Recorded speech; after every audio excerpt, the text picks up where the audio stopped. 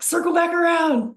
If we use this time, like really and truly, the next 2 weeks, like if we use this time to get into meditation, spiritual practice, ritual, we got a whole still time in this lunar month that we're in, Shravan, Shiva's month.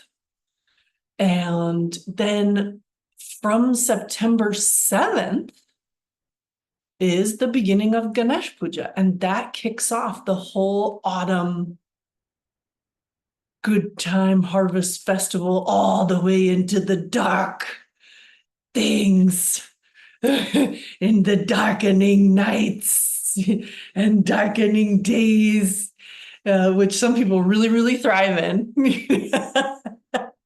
Not pointing any fingers. And then we're also prepared for that, right? So we're really talking about a spiritual calendar.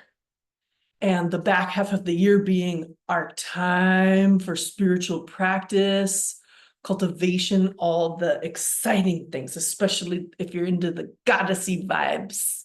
This is our time. All right. So there are there's some conjunctions coming up in the Astro Juju right now that are all going to take the dial of intensity and just be like in an upward fashion. Yeah, we're not at the part of the year where the energy's gonna crank down. This is the part of the year that it's really gonna crank up. And all of this fun, like today we're in the full moon portal. So we can like feel into the full moon. We will see what some of these themes are. This full moon is in Dhanishta, which is symbolized by the drum. Actually, Shiva's double-sided damru. There's tons of symbolism in the double-sided drum. You find double-sided drums throughout indigenous cultures of the globe. It's really interesting. Like the double-sided drum is really cool in all senses, but it's always a spirit drum. Always find it in ritual and ceremony. Like the little ones that go between your hands. Da, da, da, da, da, da, da, da. It's often very high pitched. And when they really get going, or there's a chorus of damru, double-sided drums, you start hearing strange harmonics in between. Or are they strange? Like this, double-sided drums are super cool. The Tibetans have an array of double-sided drums. They take everything and bring it way down into the like subsonic tones, right? They love everything super low tone harmonics, right? And so they will use a very large double-sided drum. You have to really there's kind of a dance that you do with your arm when you play it because it's so big, and they play it really slowly for the rituals of Chud practice. Chud is practicing death through dismemberment. Yeah, it's like really gory. And so it's about severing the attachment that we have to the physical body through like a ritual meditative dismembering of the body, and then like look at your body in just these parts, like this is all this body is, and then one day it'll have a sky burial, and the vultures will eat you. It's just a shell kind of thing. Yeah, I mean, people find this to be an extremely powerful practice, cultivation of non-attachment. And yeah, Chud is a really cool practice. I've sat through some of those rituals in the Tibetan style myself. So they'll play the big drums, you got a big room of it, doom, doom, doom. But that rhythm of the double-sided drum is pinging in your body between Ida and Pingla. Right. So there's this like, kind of figure eight thing that'll start to happen. And that's also being mirrored between the two lobes of the brain. Right. But really slow. Should is practiced. This ritual music part of it is very slow, like this. So the double-sided drum, two lobes of the brain, Ida and Pingala nadis, these sort of polarities that exist in the nervous system of the body, that coupled with so that's all the internal yoga of the double-sided drum. And then the external bit is all the sounds in between that get generated from a faster playing of the double-sided drum have an additional effect inside the nerves. And it's also a spirit calling tool. But what kind of spirits? Yeah, wrathful ones. Yes, like this, potent ones. Yeah, so don't play a Damrigo unless you're ready to call upon the Shiva Lok, right? Shiva's band of merry goblins, ghosts, and dwarven characters. Bhuloka is the bhut, the naughty goblins and ghosts, that's Shiva's retinue. Like this. And they're his retinue. They do his work, kind of thing. So you just gotta know who you're calling it, right? You gotta know who you're connecting with, what the vibe is. Me, I'm cool with the ghosts and goblins. I'm all right with that crew, the Bhuta. That's another name for Lord Shiva is Bhuta Dharmara, like the Lord of the ghosts and goblins. Good times, good times. So this is the symbol of this full moon. And then to finish the thought before this thought is that's today. So there was a fun kind of peak energy Sunday, Monday today, and then we come into, so today's August 19th. Starting from the 20th, y'all, it's about to that belt is gonna tighten up. It's about to get a little bit squeezy. And several planets are going to be feeling some squeezy-ness. So planets are going to meet up. Planets that aren't exactly friends with each other, like the Sun and Saturn. They're not friends. They're actually enemies. And Venus is going to land up in kind of an unhappy place. In Virgo, they're not sidereal Virgo, they're not going to really be happy there. Who moved a couple days ago, that's that fight between Sun and Saturn. So that's Sun, and Sun just moved into sidereal Leo, where Sun is very happy, super duper happy in Leo. That's its jam, right? But right across in the other room, right across from Sun, is Saturn, who's retrograde. And Saturn in his retrograde form is very powerful.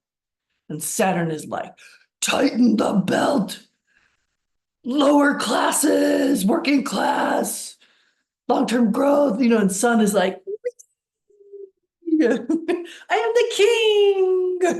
It's me, the lion. I will gaze in the mirror at all of my beauty. And Sun is no, the downtrodden, the masses. So, what we're going to see is this continued friction, some headbutting between worker class and ruling class, like that. And we'll see that play out in all sorts of different ways. I mean, this week in America is the Democratic National Convention. It's happening where I currently am, regionally speaking. And that event with this kind of volatile, fighty voice of the people rising up kind of thing.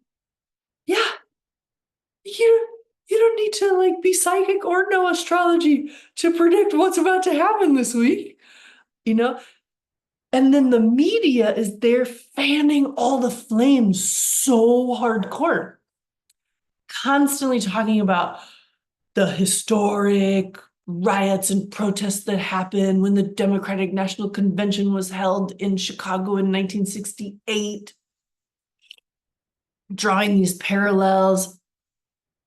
They're not wrong to draw those parallels, actually. Like they're not reaching just to purely fan the flames. There are certain cyclic connections between what was happening in the macro in 1968 and where we are now. Not to take us down too much of a history thought bubble. You know how I love to go down those, because I just feel like the more you know, the clearer the picture is to you. But I'll just cut to the conclusion on this 1968 thing, that what I think is happening is that the cycle that's being picked up is everything that was left unfinished in 1968. 1968 was an extremely pivotal moment for the United States, for the globe, and particularly in the United States, that was a year of multiple political assassinations, as well as riots, as well as a turning point in the mood of Americans, a slow turning point in the mood of Americans towards the Vietnam War. By this time, it's actually 4 years into the Vietnam War. So you've got, warriors that had completed tours, that were coming back, that were taking second tours. It was in deep enough that this society was like, what are we doing? And why are we fighting this war? And it kind of looks like we're getting our asses kicked. And, like this. So 1968 was huge. You had the Stonewall riots. You had the Democratic National Convention protests and riots. You had the assassination of Kennedy, Malcolm X, Fred Hampton. Like this all went down at this one juncture. So all of that social justice movement that had gotten rather militant by that time, and I mean militant in positive and constructive ways. Militant in the sense of, we better start organizing for ourselves on the grassroots level. Black Panthers, what were they doing? Providing breakfasts and education and school supplies and, like this. On the visibly militant, and they were also pressing the buttons of laws that allowed for open carry of weapons, right? So there was a look. There's a lot going on. I said, I'm trying so hard not to go down this history thought bubble too deep, right? And so with that big swell up, the shift of the mood, a couple other political events, particularly with Nixon's presidency, a shift in foreign policy, like this, the social justice movement has found like a hard stop. And while they have cycled and morphed and all the things since then, there's still this like whole bucket, like a whole basket of things that need to be, threads that need to be picked up and stitched into today. So that's what I think is happening. I could absolutely be wrong in that sense, but this is, what I do as a researcher and a historian and a meditator and a psychic. Like, I use research and then power of observation within myself and the macro, and also even astrology, looking for the longer cycles, like that book Cosmos and Psyche, starts with 1968 as its key case study of like what was going on then, what were the major influences of the outer planets, and pow, pow, pow. So this Saturn Sun thing, we will see challenges to leadership. So keep an eye open. I don't even think you're really going to have to keep them very open. I think it's going to be kind of in your face, even if you're like living in a nice, neat bubble. And we will see this globally. This will not just be a United States national thing. Now, I was just, talking with Jan at the start of this here that like clearly something's going on in the UK as an example, I think whatever the hell's going on in France has been and is still masked by the Olympics, right? So all the attention is on this event. So we don't know what's happening in the background just yet unless we're on the ground there, but nothing significant has shifted. It's the same old stuff that was there before the Olympics, right? So harsh policies towards working class, harsh immigration policies, visible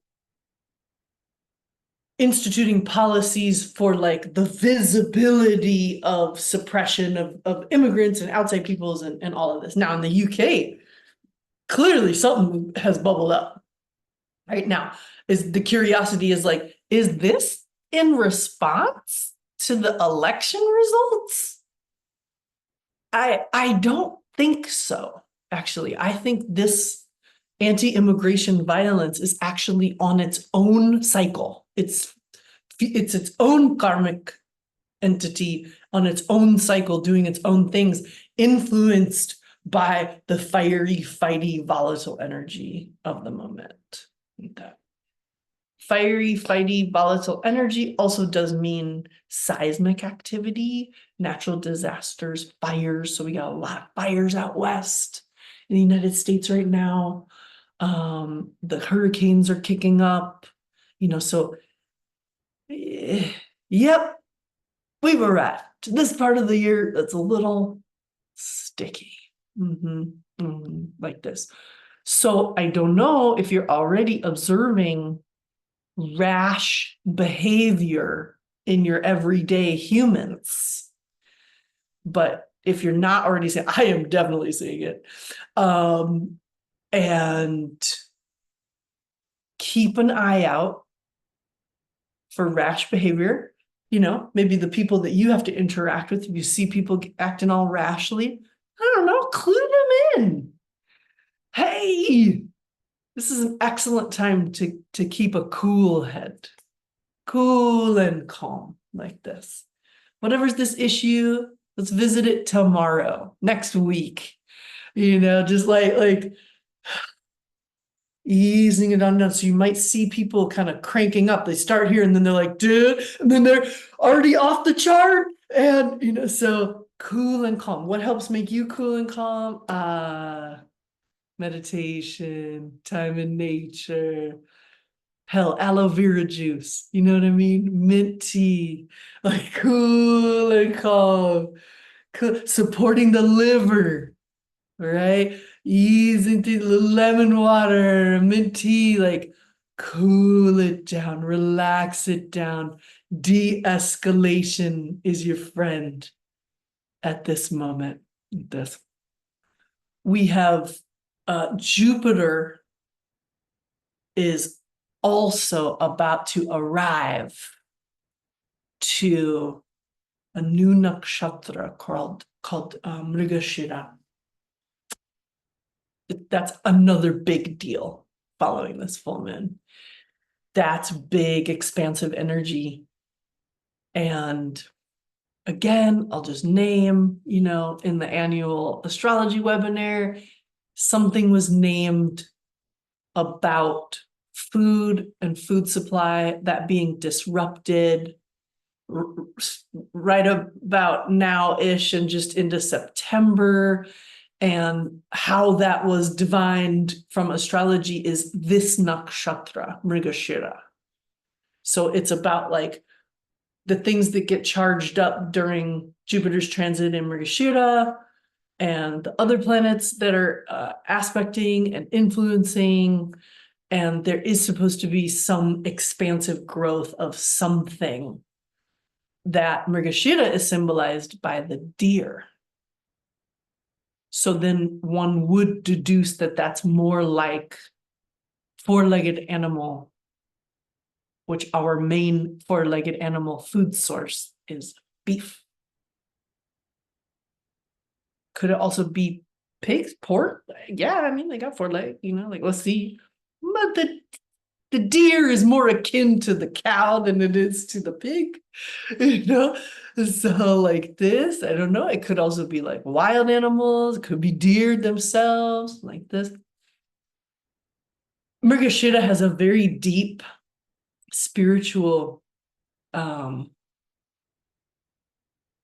symbolism, because the deer has a musk pouch. And the thing about the deer is it's like, trying to find the scent of the musk, the perfume of its mate. And in terms of the ego structure, you are the deer. You are the one that possesses the musk. You are the thing you are ultimately searching for. Is that kind of symbolism. It's a very deep thing, So like this, we have arrived to something exciting. So let's see about this this full moon. Let's see what we can tune into a little bit about Dhanishta.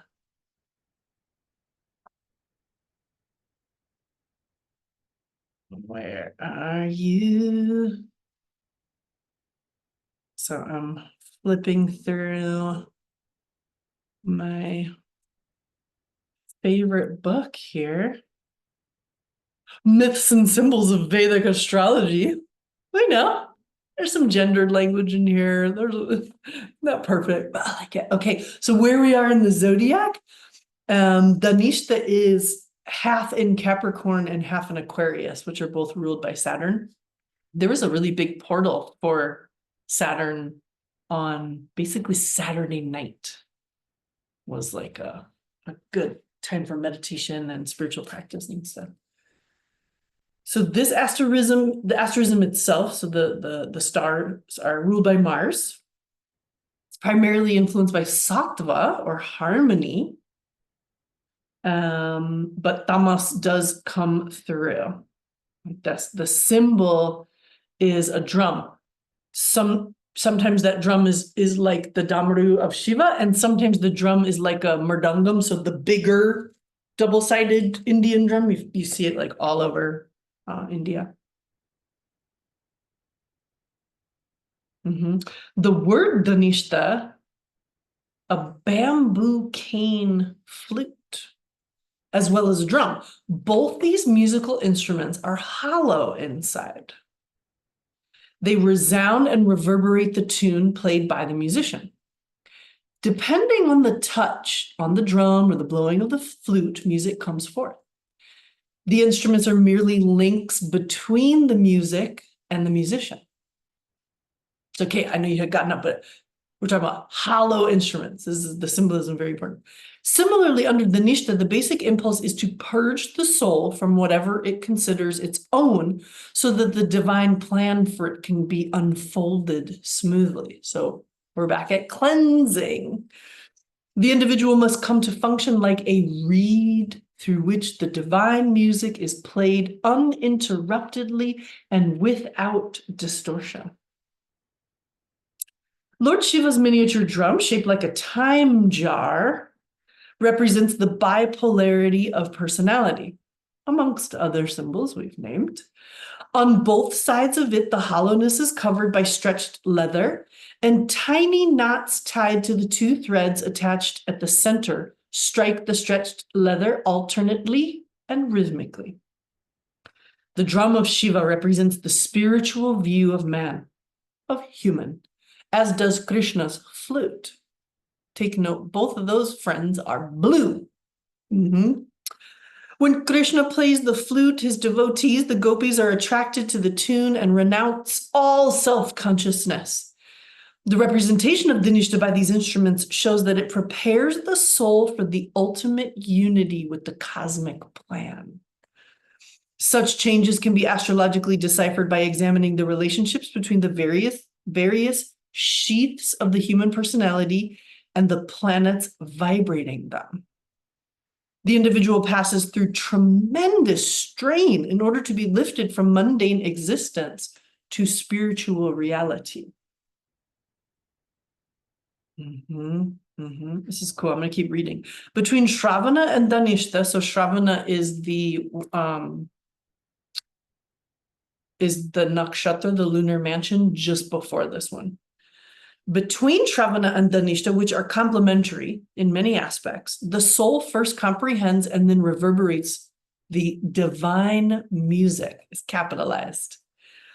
In order to intelligently cooperate with nature, it is necessary to completely eschew self-consciousness and even so-called prudential considerations. I don't even know what that means. I have to look up the definition of prudential, yeah.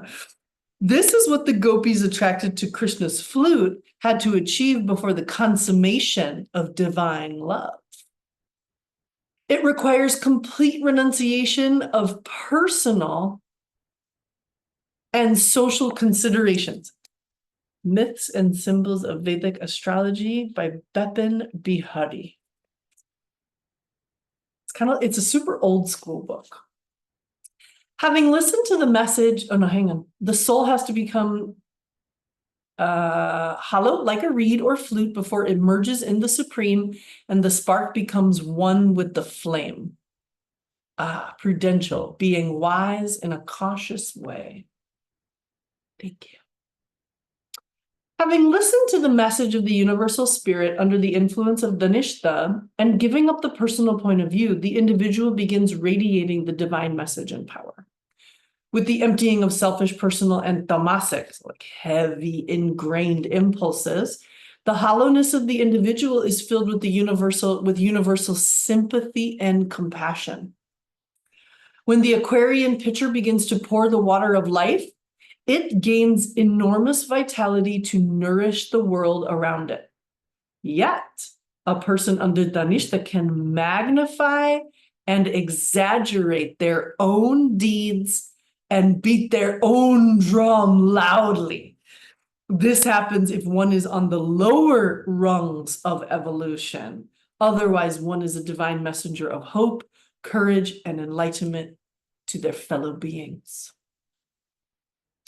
Dhanishta as the drum links the individual soul to the very root of manifestation, which it begins to reverberate. So we're talking about spanda, frequency vibration. I'm thinking about Ma Chandraganta, she who sounds like the bell. She's connected to the sound Om, right? So we're back in this like concept of the vibrational beginnings of the universe. Big Bang and Big Crunch is all synonymous. When you play the Damru, it's like you're playing the sound game of Big Bang and Big Crunch. Yeah, it's deep, yeah. The Mahashunya, or cosmic void, radiates sound waves which concretize cosmic ideas. I saved it, but I just listened I saw it on Instagram, NASA released a recording from a black hole. It was pretty cool. It was pretty cool. It sounded very sci-fi movie, yeah. Sound allows perception of the void, on whose substratum all sounds arise. Sound allows perception, oh no, that's the same sentence, beneath the noise and agitation of the outer world. There is a great silence which resounds the real nature of things. This is the medium which enables the soundless sound to be perceived, towards which all meditation practices aim. Under all forms of manifestation, there is the void, which reveals their divine purpose. Perception of this original cause affords the individual different intensities of spiritual experience. One experiences the divine energy circulating everywhere. This perception depends upon the purification of the psyche, which necessitates purging of personal emotions and self-centered ideas. At this stage, the individual may experience great sorrow and suffering, bleeding of the heart, but this is the only way to enlightenment. Divine strength, power, and light can only be poured into the individual after his crucifixion. I swear, when this guy brings the Christian theology in, I'm always like, really, my guy? I would not describe the experience as a crucifixion. I would describe it as a crucible. The molten metal is poured into the crucible. That's you. And then it's put in the hot and pressurized environment. And even sometimes it's so hot and so much pressure that the crucible itself breaks. That means that the crucible was not ready for the experience. The crucible is your body. Yes, I would say the experience is more like a crucible than a crucifixion. It's not a punishment. It's spiritual penance. But when we are in spiritual penance, it often is understood as punishment. I like that. But that's perception. Yeah, we're deep right now. Okay, crucifixion. Within the hollowness of the drum, there's a capacity to resound the tune played by the cosmic dancer, Lord Shiva. The trial of the neophyte is a necessary stage for experiencing universal harmony. The drum in the hands of Shiva, the supreme Lord, and the flute on the lips of Krishna, the great avatar, are intended to evoke spirituality in humans, to make the soundless manifest in sound. Dhanishta among the lunar mansions, these nakshatras, prepares the individual to realize the divine. Remember, it's ruled by Saturn, right? It's not ruled by Saturn, it's ruled by Mars. So, we're going to be fiery and intense. But it's in half Capricorn, half Aquarius. Both of those are ruled by Saturn. It's going to be serious. Okay, let's see about this fun. The presiding deities, the 8 Vasus, are assigned to Dhanishta, especially in their role of energy sources. Because, hello, the flute generally has 7 holes. So we are talking about a cosmology of the chakra system, right? Now we got 8 Vasus, so now we're in a cosmology of 8, right? Each one of them is a sun. I see the chakras like that, actually. Each chakra is a sun. It's a star, yeah. Each of them has a special domain on different realms of existence. None of them can exist along with materialism. They are the very antithesis of matter. Dhanishta, therefore, completely, though gradually, eliminates material attachments from the individual and enables the soul to express itself directly. I'm just going to read the whole thing. Mars, governing the asterism, provides courage, strength, and devotion. Saturn, ruling the signs in which the asterism falls, gives it the patience and protection which sustains the person through their trials. That is the thing, right? Because something's got to sustain you through all these trials. Having endured the ordeal of purification, the individual's consciousness is attuned to the universal harmony. Spiritual knowledge is opened to the mind. Behind the interplay of light and shadow in the outer world, beneath the fleeting images of the senses, one deciphers the inner reality. Within the increasing perception of ultimate reality, the mind resounds the celestial harmony. Great yogis are born under such stars. For mundane results, the moon in Dhanishta makes the person liberal in giving and bestows wealth and courage. Poorly placed, it makes one greedy, conservative, and stingy. This is like how it shows up in one's personal chart. Okay, I'm going to pause it there. Because it's more about how it shows up in the chart. Wow, that's a lot to take in and consider. But this is the moon to play with sound. This is the moon to drum. This is the moon to do like cleansing rituals. This is the moon to play flutes. This is the moon to om and chant and like tap into vibration, sound vibration as a means of connecting to the full moon energy. It's really always about how this moon shows up for us individually. We might read that from where this nakshatra is in your chart, you know, your own astrological chart. We might look at where this moon is transiting in your chart today, like kind of those two things is how we look into it. So collectively speaking, you know, what I see is we are still very much in an in-between place.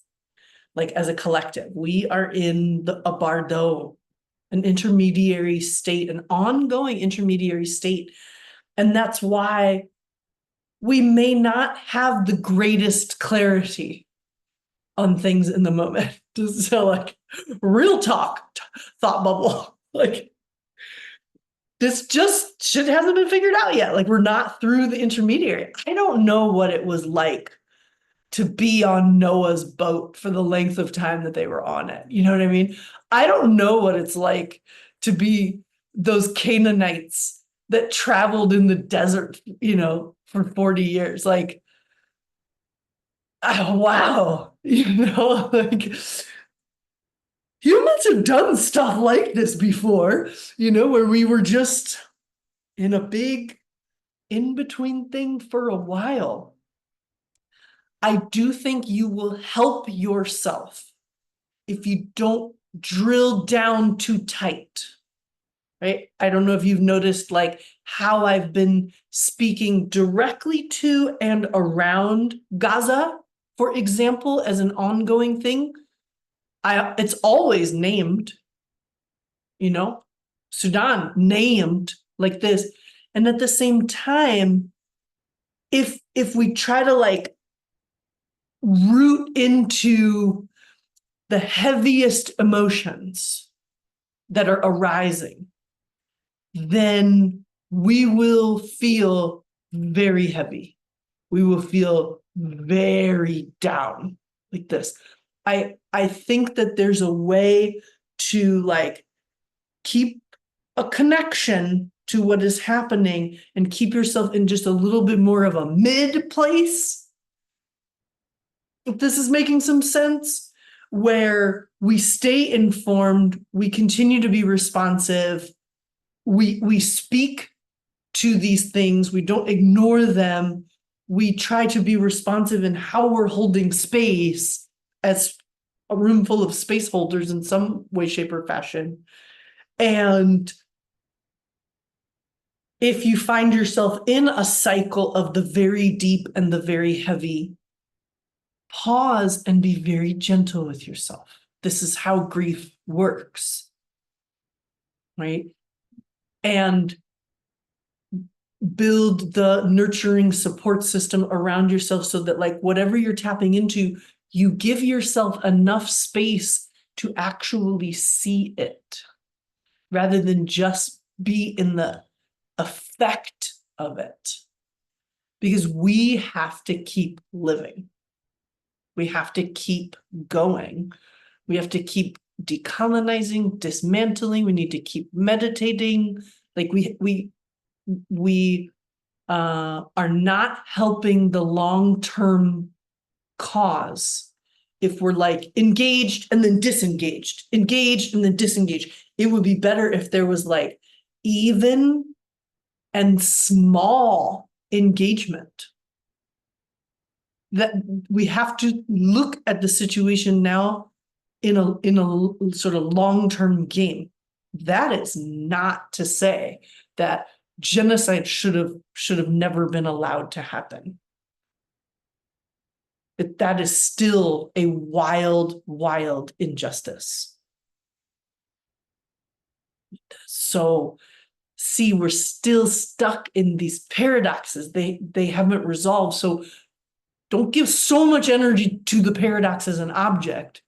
Focus on the objects that allow you to stay in balance, right? Calm, but lots of awareness.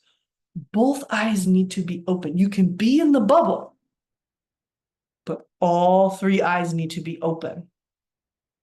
This is my advice for surviving and possibly tapping into like moderate thriving over the next few, like get in the pocket, get in the bubble. Myself, I realized, oh, we've arrived to our fall and winter camp.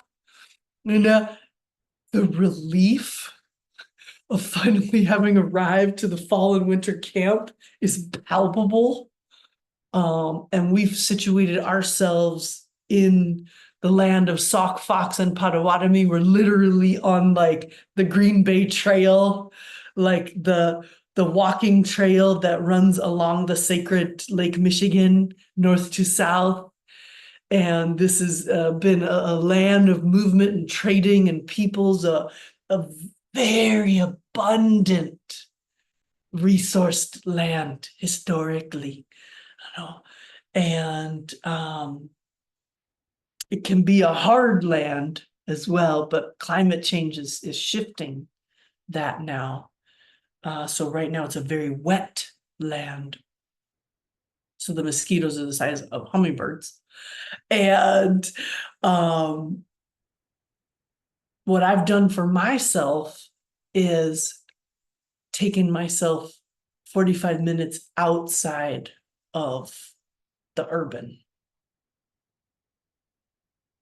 And in the designing of things, like, okay, so that's going to allow me, if I come into town twice a week to hold healing space, then that means that I've got these other 5 days of the week that I can be a little bit powered down.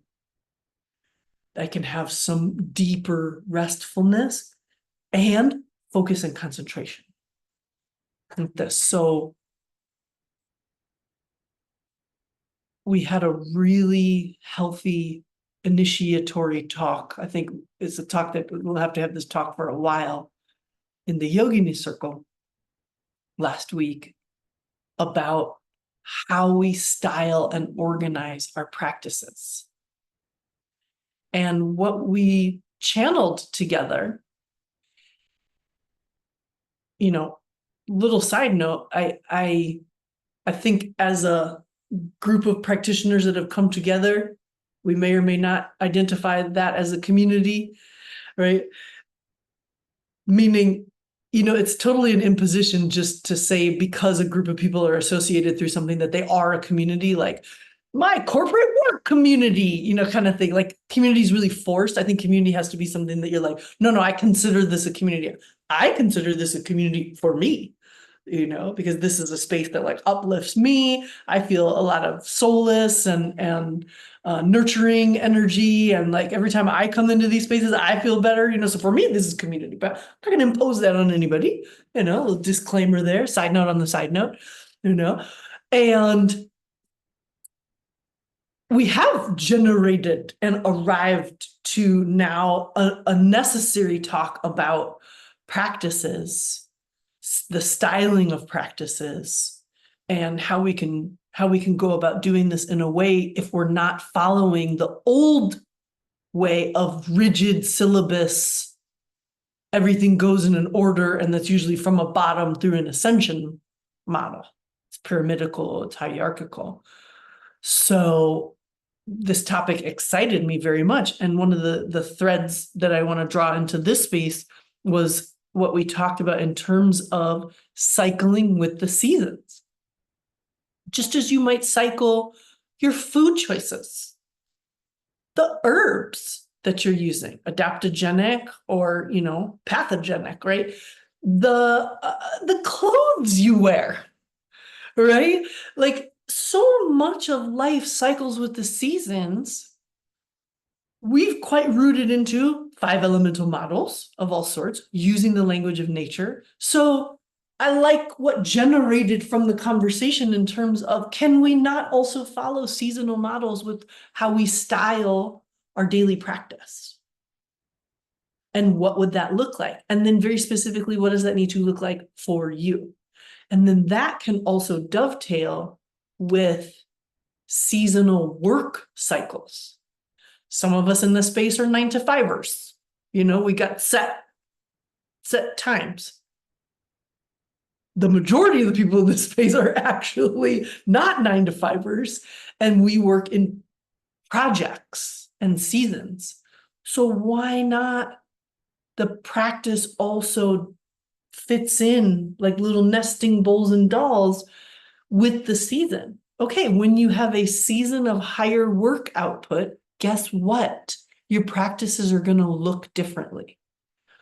But how about because you've embraced this rest philosophy and you now have certain seasons where it's more spacious, that's when you're doing your deeper cultivation work,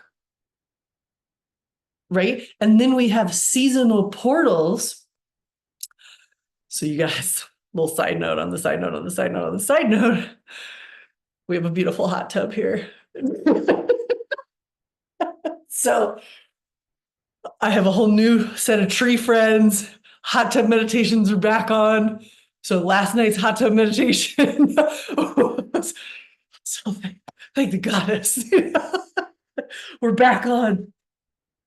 Yeah, so like last night's hot tub meditation was a lot on this, and we were looking at the cycles and the seasons, and then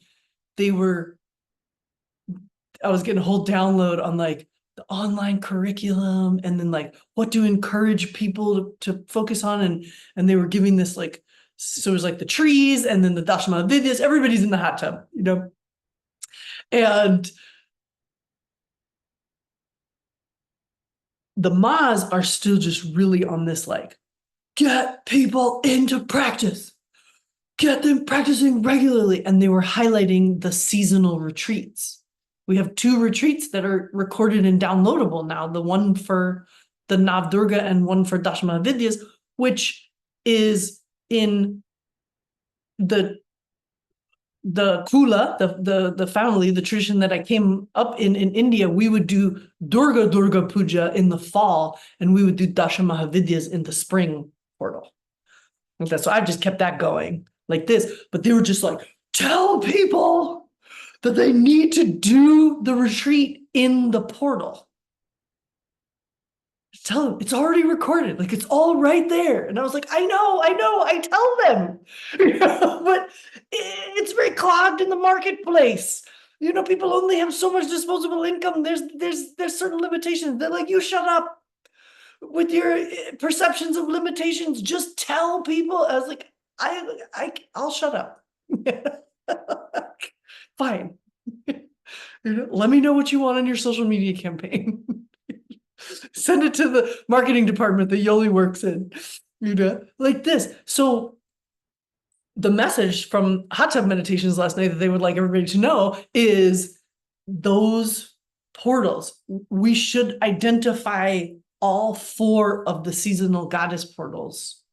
And if we can plug our own self-styled retreats into those portals, that's going to be cosmic fractal. That's going to be compound like this. So we can either get really bogged down by the bogged down end of things right now. There's enough of it now, and it's about to expand. So look, you've got a choice. You can either choose to get bogged down, or you can choose to engage these tools that you possess, that you have access to, and get it in gear. Get them into action with this, and have fun with it along the way. This is the artistry of life. This is art of life, an art of living. It's through your arts, your callings, your creativity. That's your practices. And this is everything I've been saying this whole time. This is wildly tantric, of nature, tailored to your specific needs, connected to your gifts, superpowers, and interests, in harmony with cyclic rhythm. It's just the old system, the guru would tell you everything. You, me, we are more than capable of figuring this out. We do not need somebody any longer to tell us about this part. So I think that's a really important thing to keep sinking our teeth into, noodling around, playing with. And right now, next 2 weeks, especially, still this month of Shravan, this is our time to be doing the clearing and purification to let these answers come to you. Like that. And then we have community to check in on, right? To check in with, to hear how other people are doing it and be inspired by that. That's the vibe. That's the invitation. That's the vibe.